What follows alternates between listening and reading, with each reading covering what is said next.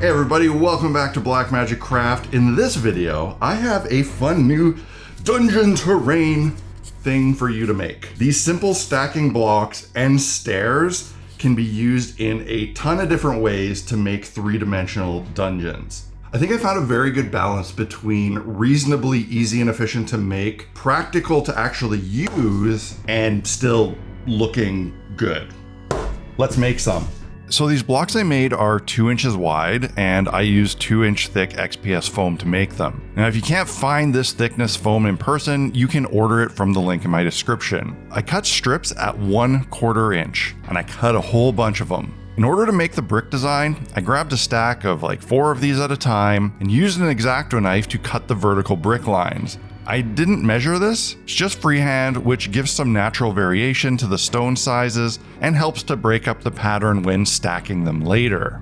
Once the lines are cut, I used a ballpoint pen to deepen those lines and bevel the edges. After that, I used a crumpled up ball of foil to give everything a bumpy, rocky texture. It's best to do these 3 steps in full on one side of the foam before flipping the stack over and repeating the 3 steps again on the other side. Once you have a bunch of these strips pre-made, you can start to assemble them, but first, mix them all up. For assembly, this is really quick. You can just use hot glue. The trick is to make sure that you offset the vertical grout lines on each layer and pay special attention to make sure the faces of the brick are staying pretty flush. This way you won't end up with crooked or leaning blocks. And don't worry about the overhang on the ends. I made mine 10 levels high, which at 1/4 inch will work out nicely for the stair portion of the project. After assembling several of these large sections, you can clean up the ends and cut them to length. Cut one end, then measure out the length that you want and cut the other end.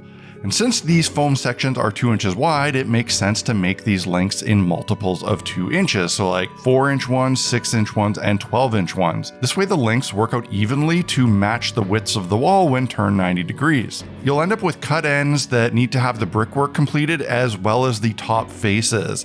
And this is done with the same X-Acto pen foil ball method from earlier. Just make sure that you continue the cuts from the sides so that the pattern makes sense. The stairs are made basically the same way as the walls, but rather than making one solid chunk, I offset the first layer by about 1/4 inch to make a realistic looking step.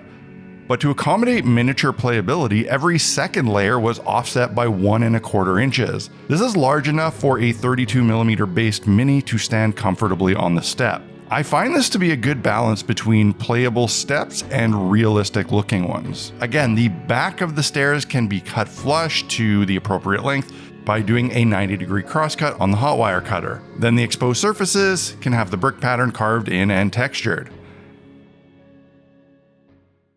Hey, if you need to make a website, I highly suggest checking out Squarespace to do it. It's what I use for all of my sites, and I'm a big fan of how easy their templates and drag and drop design system are to use. On my main blackmagiccraft.ca website, I've been utilizing their online store to sell various builds and merchandise from the channel, and it works great. I recently added this new Undead Guardian miniature to my web shop that you can order now, and it only took a couple of minutes to set up and publish the listing. I love it because when anyone puts in an order for something on my website, I can print off shipping labels directly from my courier's website because of Squarespace's integration with various shipping platforms. I honestly don't think there's a better system out there for designing and hosting a website or web store, especially if you have limited knowledge of web design. Well, really, even if you have no knowledge of web design. If you can use a computer to browse social media, you can build a professional looking website with Squarespace. There's a link in my description that you can use to start a free trial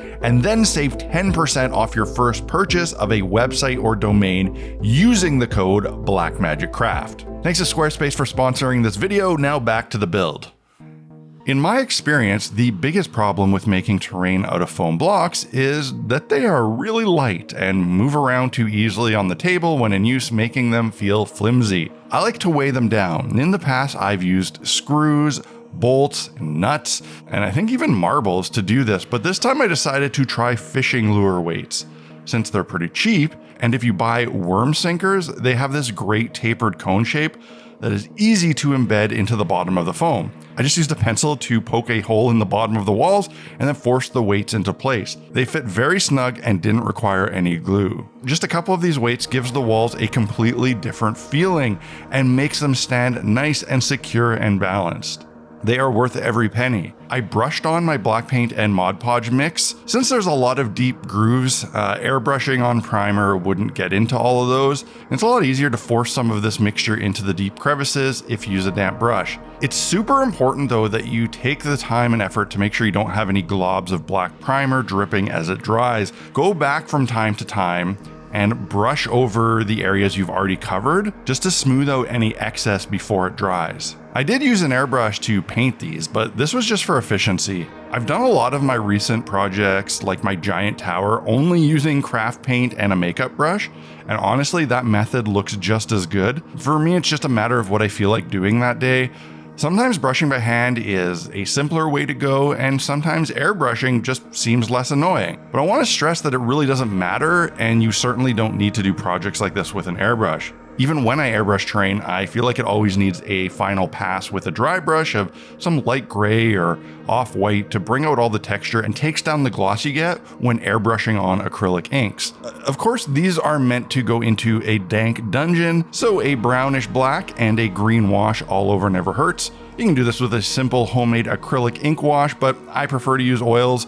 Not only do they give a much richer and deeper color, but once they're dry, you can wipe off any excess you don't want so that the wash just stays in the low areas rather than staining the entire piece. And I'm quite happy with this system. It's very versatile, can be used in a lot of different ways, and will be easy to store and isn't too finicky to use on the table. Of course, there are other ways you could make this same system. You could cut singular blocks and carve in all the bricks, or you could apply individual foam bricks to a smaller block. I like this method because it's sort of the best of both worlds, but that's entirely up to you. Keep in mind that I'm using these to create 3D elevated sort of dungeons, but obviously you can use them just as normal dungeon walls. And it's nice that they have multiple uses like that.